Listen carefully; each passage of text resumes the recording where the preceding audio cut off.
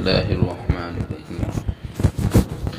دین کے خاطر سختیوں کا برداشت کرنا اور تکالیف کا اور مشقت کا جھیلنا۔ حضور اقدس صلی اللہ علیہ وسلم اور صحابہ اکرام رضی اللہ عنہم اجمعین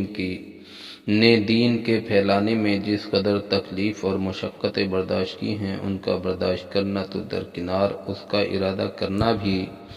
ہم جیسے نالائقوں سے دشوار ہے۔ تاریخ کی کتابیں ان واقعات سے بھری ہوئی ہیں، مگر ان پر عمل کرنا تو علیحدہ رہا، ہم ان کو معلوم کرنے کی بھی تکلیف نہیں کرتے۔ اس باب میں چند قصوں کو نمونے کے طور پر ذکر کرنا ہے۔ ان میں سب سے پہلے خود حضور اکرم صلی اللہ علیہ وسلم کے ایک قصے سے ابتدا کرتا ہوں کہ حضور صلی اللہ علیہ وسلم کا ذکر برکت کا ذریعہ ہے۔ حضور اکرم صلی اللہ علیہ وسلم کے طائف کے سفر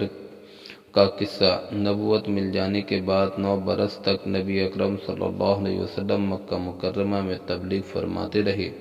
اور قوم کی ہدایت اور اصلاح کی کوشش فرماتے رہے، لیکن تھوڑی سی جماعت کے سوا جو مسلمان ہو گئی تھی اور تھوڑے سے ایسے لوگوں کے علاوہ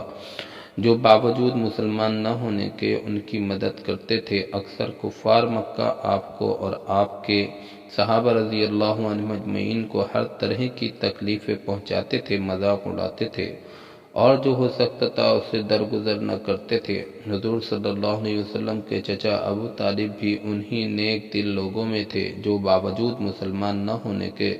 حضور صلی اللہ علیہ وسلم کی ہر قسم کی مدد فرماتے تھے۔ 10ویں سال میں جب ابو طالب کا بھی انتقال ہو گیا تو کافروں کو اور بھی ہر طرح کھلے مہار اسلام سے روکنے اور مسلمانوں کو تکلیف پہنچانے کا موقع ملا۔ حضور اقدس صلی اللہ علیہ وسلم اس خیال سے تشریف لے گئے کہ وہاں قبیلہ ثقیف کی بڑی جماعت ہے، اگر وہ قبیلہ مسلمان ہو جائے تو حضور صلی اللہ علیہ وسلم کو ان تکلیفوں سے نجات ملے اور دین کے پھیلنے کی بنیاد پڑ جائے۔ وہاں پہنچ کر قبیلے کے 3 سرداروں سے جو بڑے درجے کے سمجھے جاتے تھے گفتگو فرمائی اور اللہ کے دین کی طرف بلایا اور اللہ کے رسول صلی اللہ علیہ وسلم کی یعنی اپنی مدد کی طرف متوجہ کیا، مگر ان لوگوں نے بجائے کہ اس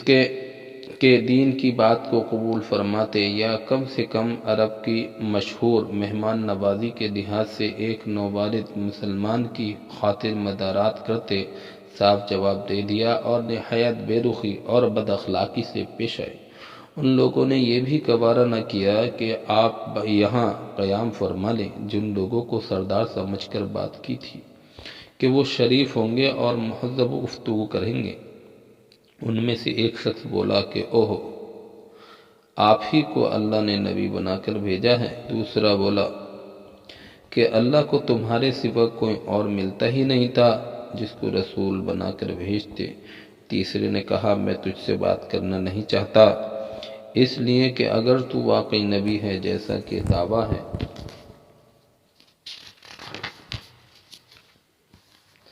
تو تیری بات سے انکار کر دینا مصیبت سے خالی نہیں، اور اگر جھوٹ ہے تو میں ایسے شخص سے بات کرنا نہیں چاہتا۔ اس کے بعد ان لوگوں سے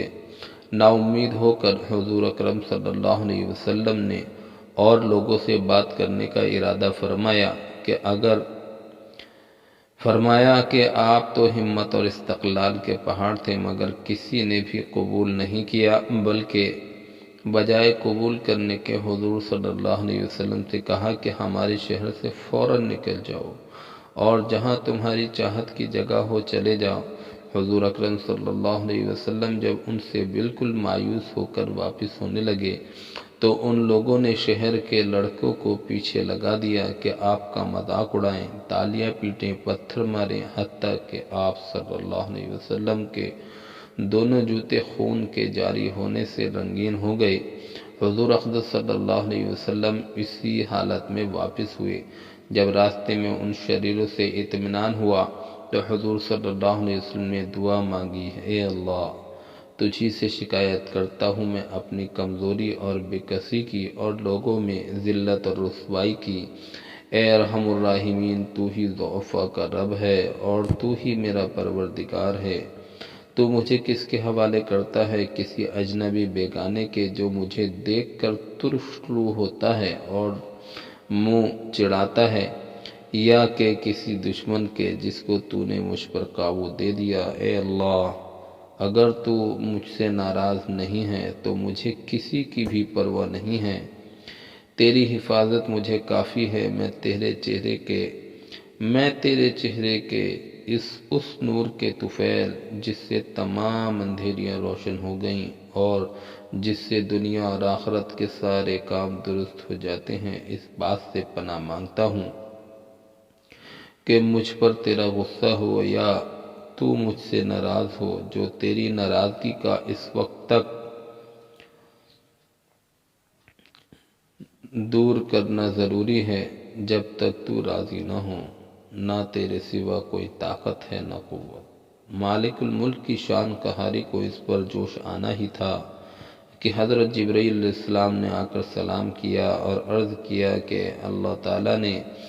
آپ کی قوم کی وہ گفتگو جو آپ سے ہوئی سنی اور ان کے جوابات سنے،